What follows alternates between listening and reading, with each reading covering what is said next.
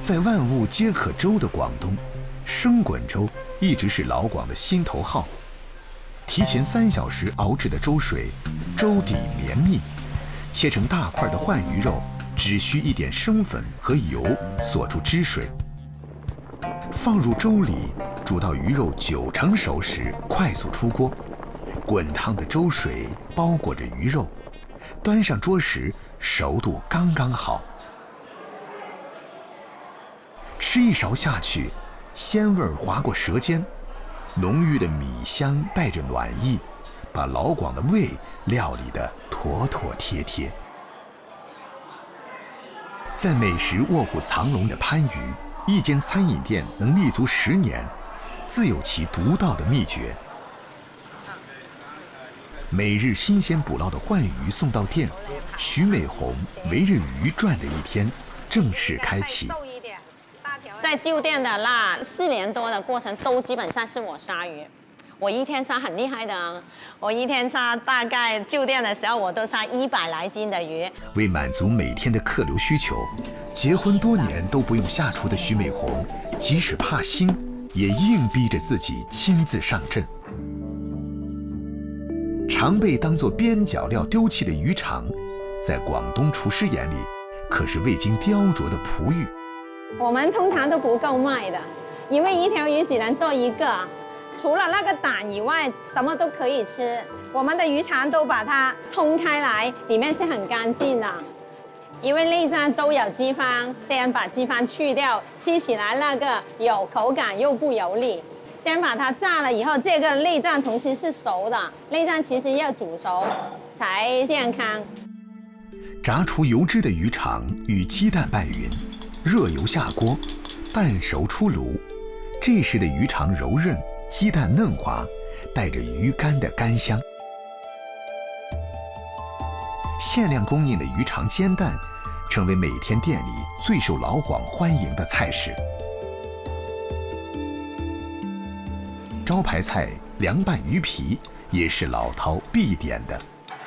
烫过的鱼皮在冰水中变得爽脆，搭配香喷喷的炸花生、青瓜、香菜，鱼皮爽中带滑，滑中带香，弹性十足。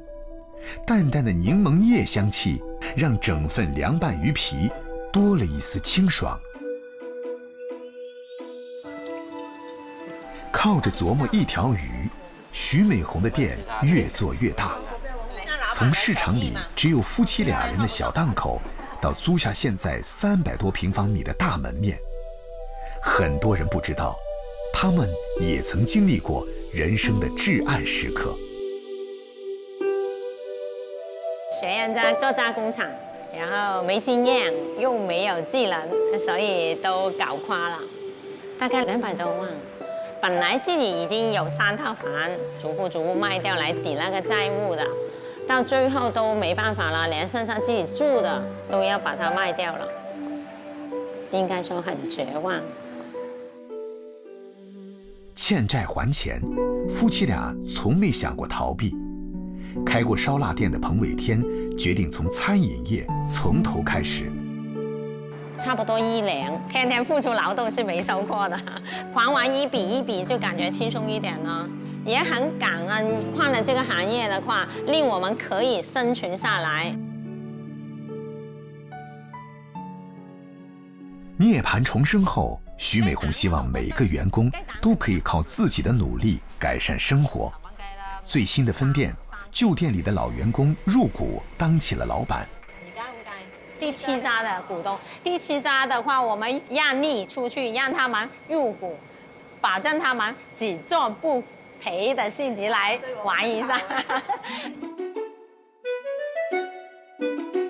没有服务员，名厨制作，自助点菜，自助取餐。无论是中午还是晚上，这间藏身于村里的大食堂总是高朋满座。如今店里多了很多新菜式，但是最吸引食客的还是那份鱼味儿。唔可以輪嘅，佢呢度睇住個湯魚就即刻擒過去，叫佢留條魚蛋過嚟得啦。好好味。無論境遇多難，依舊樂觀面對。保持着做好食物的初心，10年如一日，把普通食材料理得美味实惠，也许正是夫妻俩吸引众多食客的原因吧。城市再大，总有美味躲在角落。好吃的广式牛杂，就像江湖游侠，浪迹于大街小巷中，不拘泥于环境雅俗。一辆推车，一锅牛杂，卤汁咕噜噜散发着诱人香气，远远就能闻到烟火气息。软烂的萝卜打底，各式牛杂出锅，剪刀一顿咔嚓，听这声音，食欲已被勾起。手捧着热气腾腾的牛杂，站在路边迫不及待地用竹签开吃，称得上是最地道的吃牛杂的姿势。说起对牛杂的挚爱，两广吃货们在全国可以说是名列前茅。在广州工作多年的柳州老表陈家俊，有空也常去牛杂档转转。我们柳州也很喜欢吃牛杂，但是不是这种是广东的牛杂，我们那边是那种酸辣的，在外地呢吃不了家里面的嘛。14年前从北京毕业的陈家俊来广州工作，但干了几年，终于克制不住灵魂深处的躁动，把亲朋眼中稳定的工作给辞掉了。从小特别喜欢吃，所以说就有个梦想，想开一个螺蛳粉店。第一家店我们开的还比较成功了嘛，然后后来就觉得可以这样不停的复制开店啊，有点盲目扩张了。然后自己可能其实能力也有限哦，从来没做过餐饮的，把赚的都赔了。几年时间，螺蛳粉火遍全国，陈家俊却把赚的钱亏了回去，但他毫不畏惧，转头就盯上了另一个柳州人的挚爱——牛杂火锅。当地那样搞得不辣。对，我吃是够了，不够，我吃不够。觉得就是哪怕输了也没什么啊，输了也可以东山再起。我回柳州几乎吃遍了柳州的牛杂，啊，又选了一家就自己觉得比较不错的，想把它像当年螺蛳粉一样带到广州来。在牛杂遍地的广州，想要征服口味刁钻的老广，货源上陈家俊没少下功夫。呢個派熱呢個正啊！得啦，我都貨，呢啲係我貨啊！全部係你嘅嗱，呢個雪花肉，牛脷喺呢度，牛展喺呢度，乜都有齊㗎。今日有冇骨髓啊？骨髓今日未有，聽日正常供應啊！今年好靚喎！今年好靚，又要夠。牛雜不比豬雜供應多，和老闆打好交道，對上暗號，每天最好的部位才能收入囊中。我们开始做的时候，我们找遍了好多市场，找遍了好多那个老板，拿货也试过不同的货。火锅店刚开半年多，食材的品质陈家俊盯得最紧。能与杂碎为伴的人，大概天生比较乐观，才能耐得住日日清洗的辛劳。像百叶这种东西啊，特别难，又臭又脏的那种，要把它处理得很干净。特别是那种叶子里面啊，要一片片的把它剥开，一定要处理干净，吃起来才没有异味。柳州人对牛杂的喜爱程度几乎能和螺蛳粉相提并论。如果说广式牛杂包是醇厚的，那么柳州的牛杂火锅多少带点野性。牛的各个部位一应俱全，除了常见的牛百叶、牛肠、牛舌，牛脑、牛骨髓，甚至是牛蛋这些稀缺部位，也一字排开，等待钟情于它们的食客来挑选。除此之外，陈家俊还加了老广喜爱的猪天梯、猪脆肠等，全方位满足内脏爱好者的口腹之欲。火锅的锅底也极具地方特色，焯水的牛骨提前熬上2个小时，吃的时候在锅中加入螺丝、酸笋、辣椒等材料，再注入骨汤，咕噜噜煮开。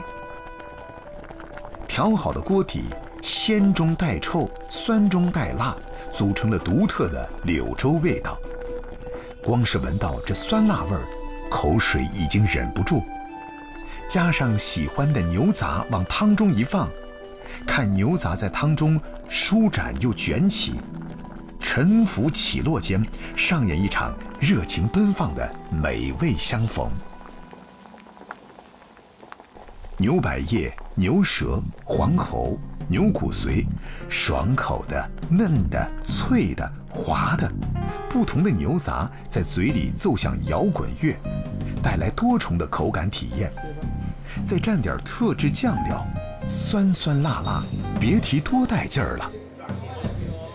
能一起吃杂碎的是好朋友，一起吃螺蛳粉味杂碎的，大概称得上是真朋友了。这就上瘾，上头了。我觉得我就应该在旁边开个理发店洗头。我喜欢吃对牛杂，还有那个牛肠，就肠的话你处理不好的话很腥嘛，但这个就不腥。如果觉得火锅烫嘴，清凉爽口的凉拌牛杂也可以满足食客喜欢酸辣的胃。烫熟的牛杂加上秘制酸辣酱，红油撩人，牛杂挂满酱汁，开胃解馋。吃完牛杂，就着酱汁拌上柳州切粉，嗦上一口，酸辣爽滑，精神抖擞。极具广西特色的鸭脚包也吸引着识货的老乡。带皮的鸭脚在热油里炸到金黄，皮肉脱离，放入田螺、酸笋、鹌鹑蛋等配菜，点缀上紫苏和特制的螺丝汤焖煮。厚重的滋味带着满满的胶原蛋白奔涌而来。鸭脚皮的软糯，肉的酥烂，筋的弹性，在唇齿之间肆意盘旋。我就是港哦，是我老乡来了，我妈是会长的。你有没有觉得我们这里跟这有什么区别？吃起来也差不多吧，还挺正宗的。我们那个粉就是从广西来的，就拿那个粉。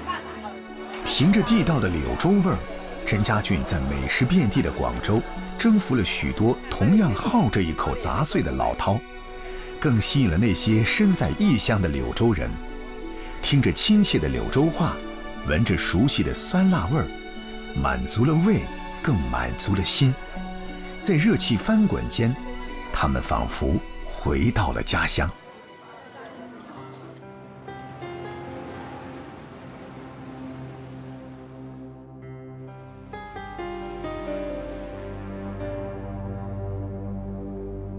家禽类的动物可以说是杂碎最大的来源，它们身上所有的器官基本上都可以供我们食用。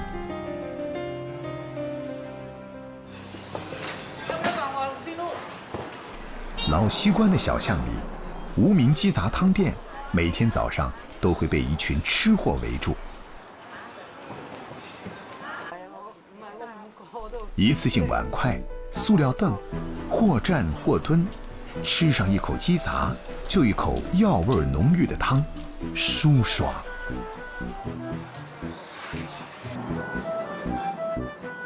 懂吃的人都是勤快的，要是过了11点才来，便只能听到一句：“明天请早。”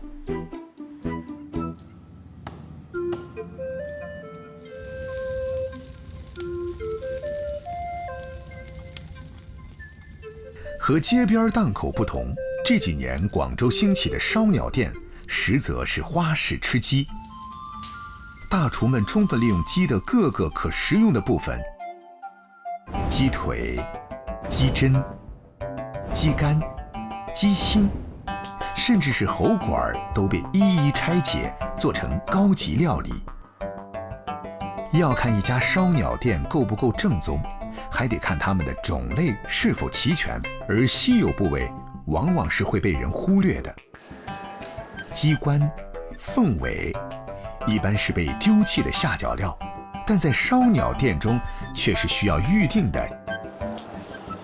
心边肉、鸡皮、白子、这些不起眼的杂碎，都是吸引吃货们一探究竟的美味。在这里，鸡肝还有一个品类叫白肝，其实就是鸡的脂肪肝。相较于一般的鸡肝，白肝吃起来的口感更显丰腴。而食客们最追崇的提灯，是将还未形成的鸡蛋和内脏串在一起，形似提着一个灯笼，酱烤后一口吃下去，蛋黄在口中爆开。看着食客们迷醉般的表情，便知一串入魂。鹅杂则与卤水更配。在潮汕，卤水是众多杂碎的最佳归宿。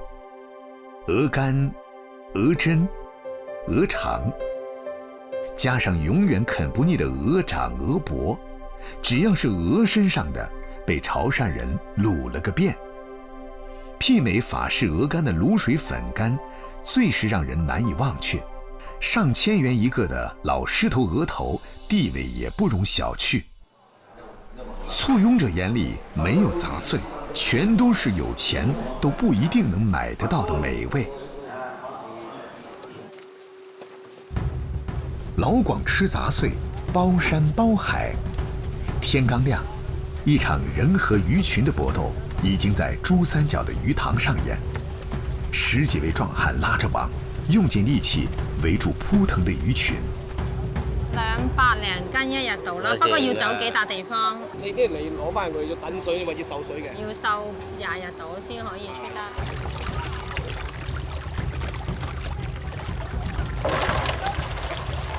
草魚，廣東人稱之為鯇魚。在廣東，每年有近100萬噸的鯇魚被送上餐桌。徐美紅和丈夫彭偉天經營的魚粥店，主要食材正是這池子裡的鯇魚。要拿吊水的。吊水的意思就是那20天呢，純粹用那清水、排油啊、那瘦身啊，這樣呢，不給它吃的了。內臟啊都比較乾淨。雜碎俗名下水，它是動物內臟的統稱，也指各種肉類邊角料。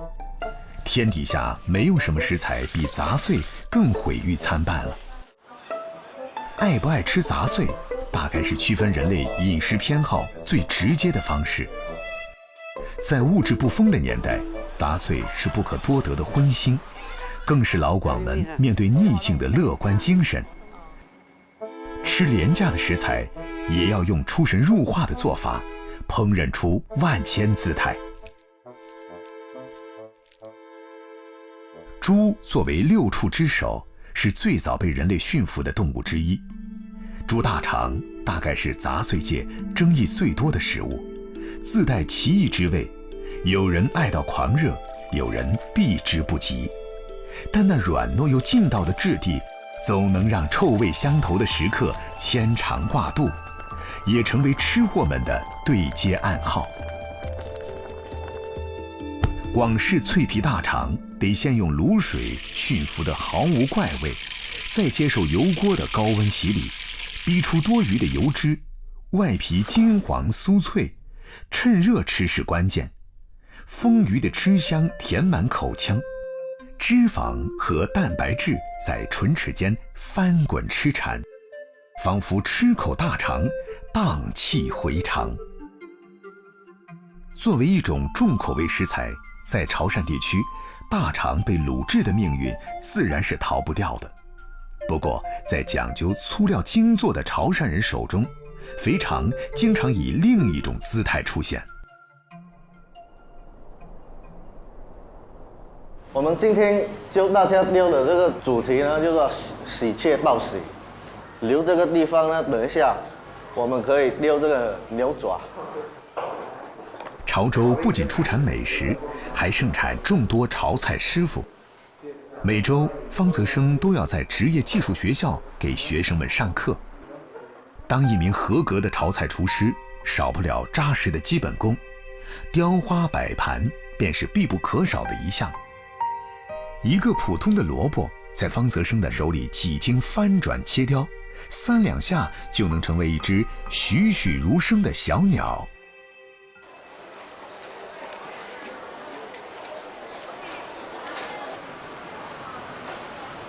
你外國用碟đơn嚟喎？啊，知啊，知有碟雞都有啦。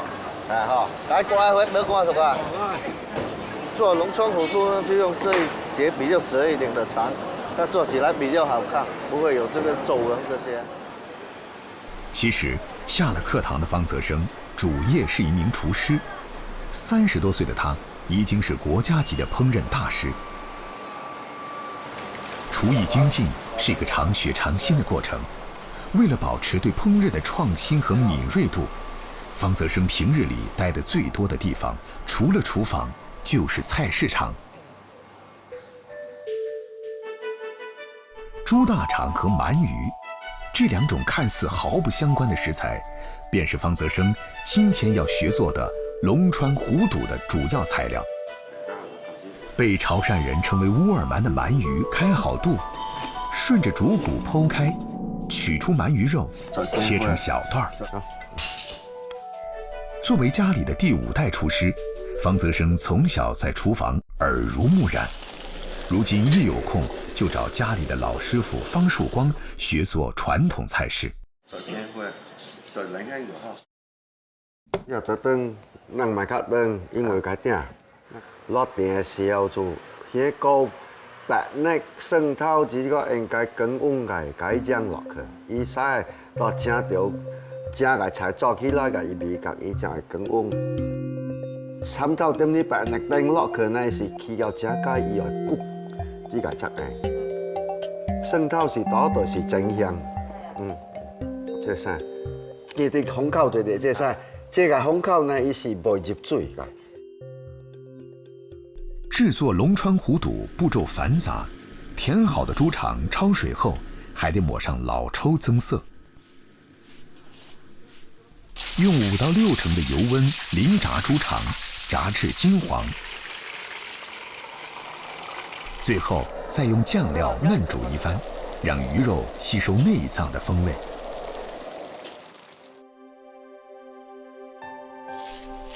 傳統潮菜對美的追求是極致的，擺盤的形狀、數量也有嚴格要求。擺好後，淋上準備好的芡汁，魚肉和肉香相互滲透，鰻魚為龍，豬腸為虎肚，一條栩栩如生的龍川虎肚才算大功告成。另一道傳統名菜乾炸乾花，用料的關鍵是其中的豬肝和豬網油。這先落出來，落後就這先，喺度全部先。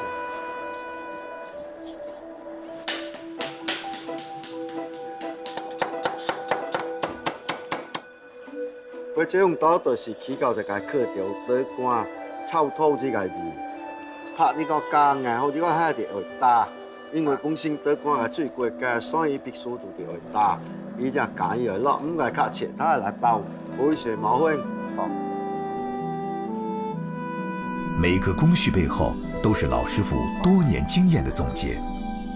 這些被行家稱為手工菜的傳統潮菜，哪怕最普通的用料，做工都極其考究，很是考驗廚師的手藝和修養。但因為原料賣不起高價，加上繁複的工藝，已面臨着手藝失傳的風險。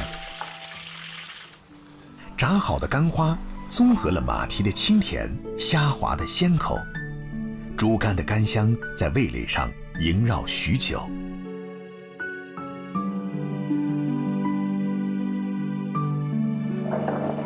來，這個，這個大嘅。這個就叫做乾炸乾花。乾炸乾花呢，到最後這個菜呢已經是接近40年地少無能做，所以咱今日做練嘅，把將伊嘅色吞落這個呢，給抹出來，讓錯咱大家試試睇就係。傳統嘅潮坑菜都有這難做。有隻菜有落去十回，簡單呢，到現在我點落上地這個菜啦。许多旧时潮州沿袭菜，主料都是平时不起眼的内脏，但厨师的巧手仿佛会施展魔法，总能将被丢弃的边角料推上登堂入室的大菜宝座。作为新一辈的潮菜厨师，方泽生希望能向老一辈多取经，把传统潮菜继续延续下去。在他们的眼里，食材没有高低贵贱之分，只在于是否惜才善用。潮菜的讲究就如同潮汕人日夜冲泡的功夫茶一般，喝上一口，你就会忍不住赞叹：真功夫！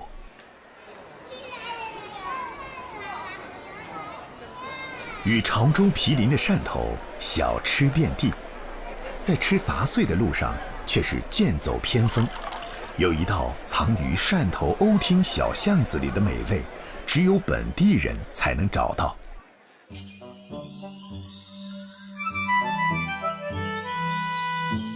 清晨6点，整条街还在沉睡，许君悦已经开始一天的劳作。做生意26年，许君悦只卖一种东西，那就是欧厅传承了100年的独创美味——老破粥。现在那个菜个所有老姜沙个做起来，我来点个杯个炖呢。好。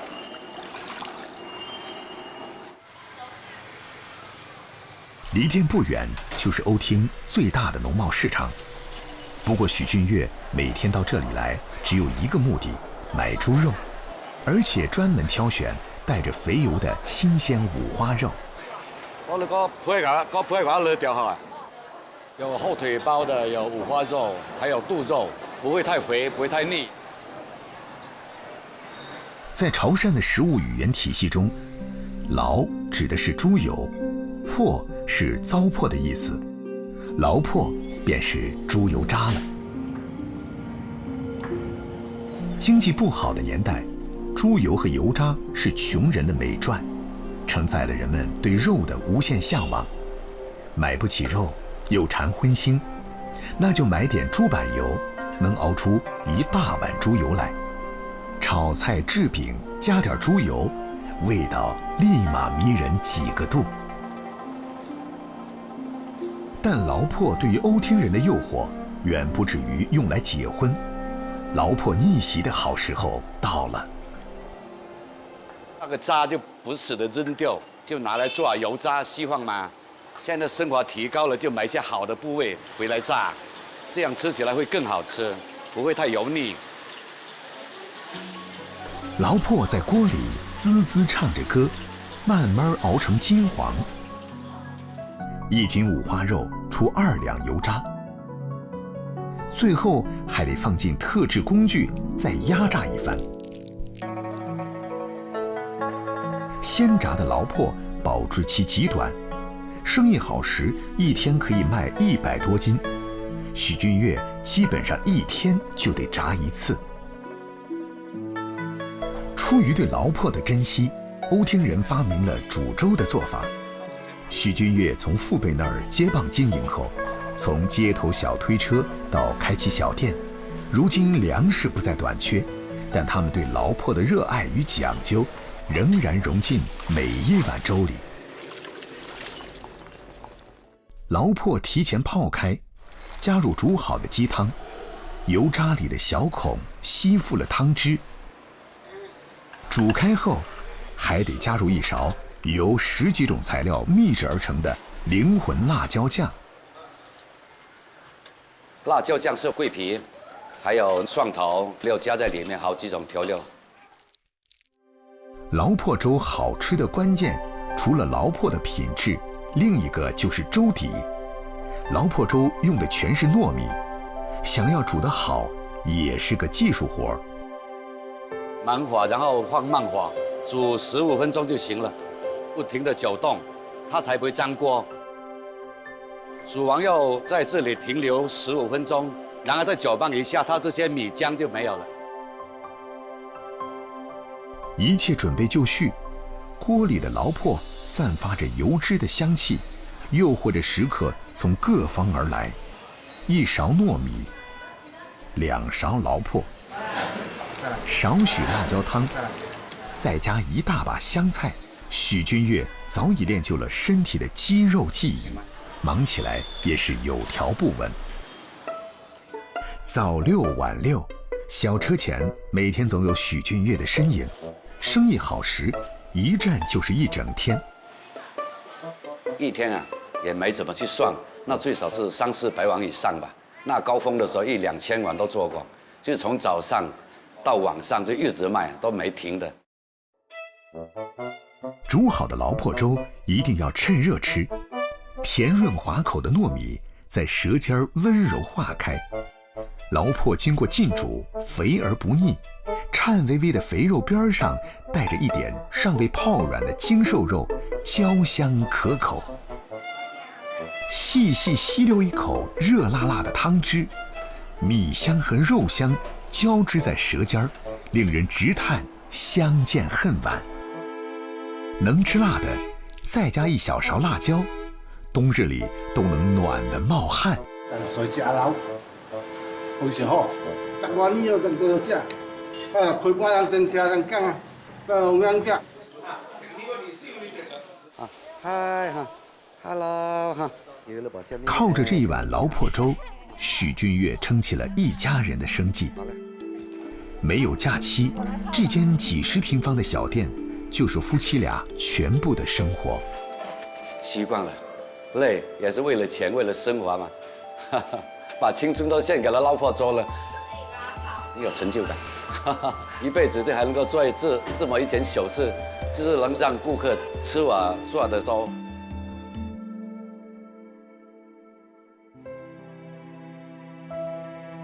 周末女儿回来，许君悦早早买了菜，家常菜自然少不了自家的劳破点缀。劳破与香菇炒出油脂，加入一点水和儿菜稍稍焖煮，儿菜吸收了劳破的香气，翻炒至变软便可以出锅。舀1勺猪油，爆香劳破，加入油菜，大火快炒，鲜甜脆。在许君悦这一辈的传承下，如今劳破已成为瓯厅人生活里不可分割的一部分，而劳破也印记着潮汕人的性格，即使是做一碗粥，也要物尽其用，用有限的食材做出最好的味道。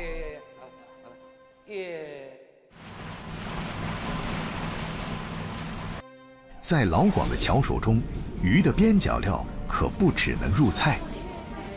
广州街尾的糖水店里，本地人都少见的传统甜品鱼鳞冻，便是真鱼鳞制作。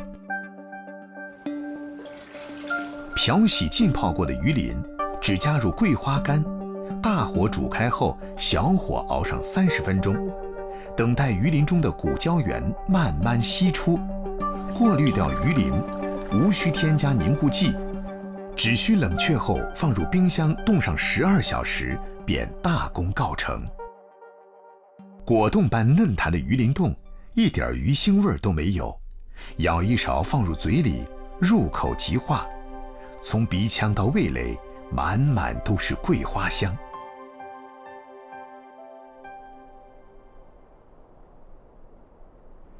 要说吃杂碎的终极挑战，还得是去过广西瑶族的吃货才能懂。难得国庆长假，对家和美食的念想，牵引着常年在广东工作的唐玉玲，第一時間驱車回廣西老家。我仲覺得嘅嘢啦。啊？咁咪？你嚟啦！你爸爸。唐玉玲是都安人，空军退役后一直留在广东工作。今年去丰开当驻村干部后，回家的时间也少了。2个女儿在本地读书，平日里只能靠视频见面，所以每次回家，她都尽可能的多陪陪孩子。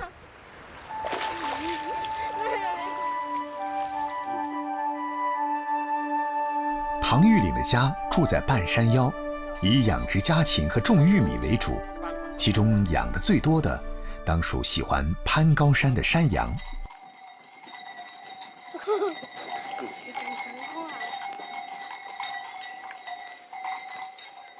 知道这个叫什么羊吗？不知道。东山羊，知道吧？绵羊是耳朵是大大的，没有角的，绵羊是没有角的。你看那个角是那么大的，叫东山羊。不吃的，听我们讲话。他听我们讲话了吗？他不是的，这是羊妈妈来的。每次家族大聚餐的前一天，羊儿都会被赶到山上去吃草。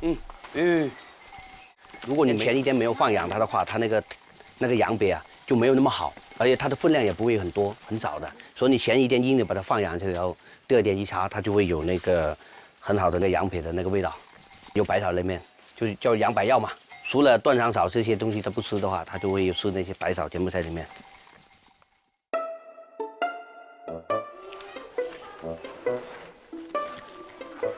唐家是瑶族和壮族的结合，祖祖辈辈好客为本，一有节假日，便是一大家子聚会的好时候，自然要烹猪宰羊。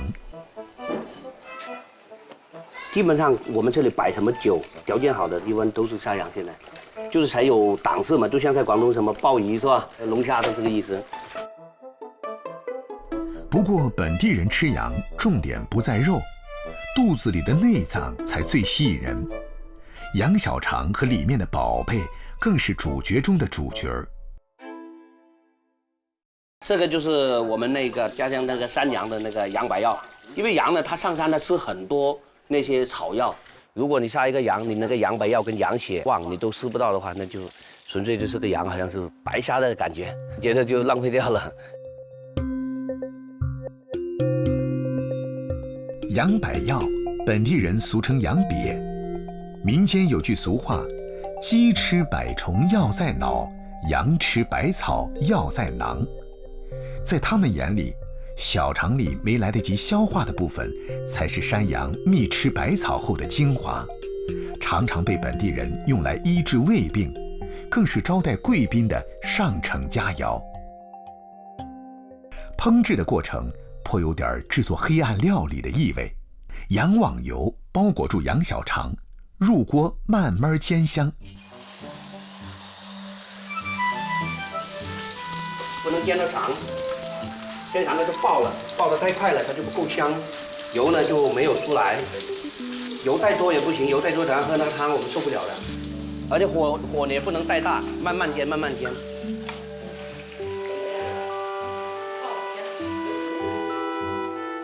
等羊肠里的汁水冲破阻碍爆出，就可以把羊肠剪短，加水熬煮了。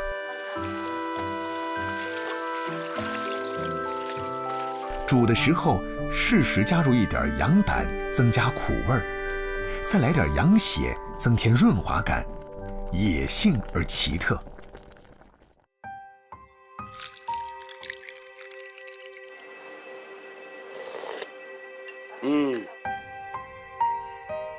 煮好的羊百药像是浓稠的绿菜汁，苦中带着清凉，似春风拂面，吃一口提神醒脑。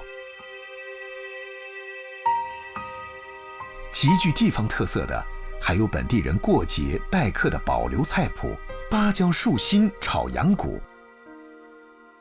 就是个拿来煮那个羊骨头，这个就芭蕉心。因为羊骨头呢，它油性比较多，然后这个呢也比较涩，它也是一种菜来的。最早的时候，他们没有东西吃，然后呢就偶尔突然发现就能用这个芭蕉心来，结果煮那个羊骨头就那味道很美，这个就一直就流传下来，有这个传统。这个要洗，等下拿去还要洗的，过水的，要剁碎，要过很多水，然后再煮。这个芭蕉树越老越好，香清甜的。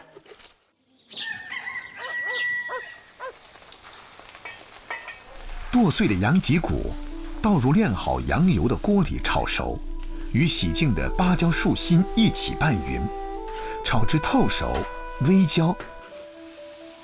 等羊油驯服了芭蕉心的涩味，再加入羊骨头焖煮。我们就现在就把这个羊汤加上去，然后就焖，再焖了1个小时就可以了。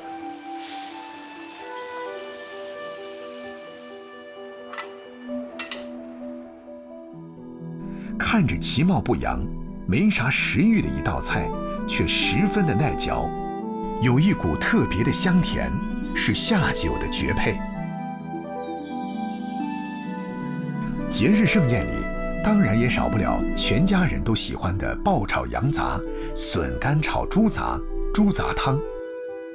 所有内脏都被安排得明明白白，一点儿也不浪费。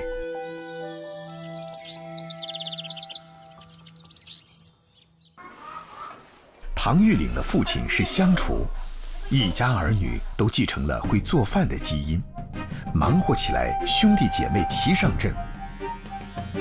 招待亲友，菜式自然要丰盛。唐玉岭的弟弟特地准备了烤乳猪，猪皮在热力下滋滋冒油，香气四溢。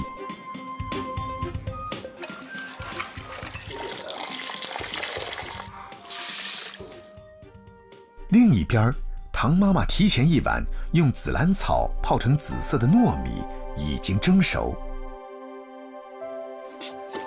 放入石臼捣烂，再分搓成糯米团子。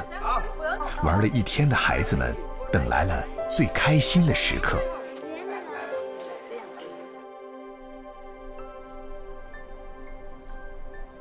我来玩玩了。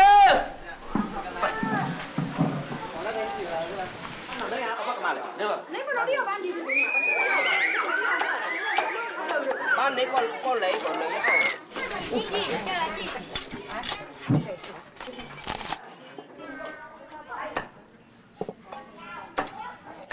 好，干杯！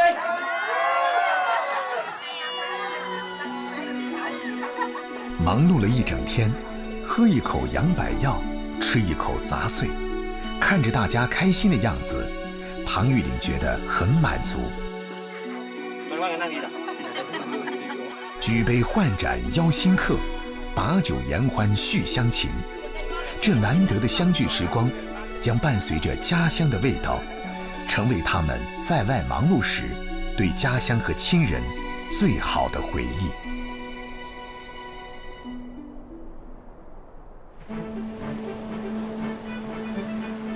在吃杂碎的路上，健康2字从来不是主要指标。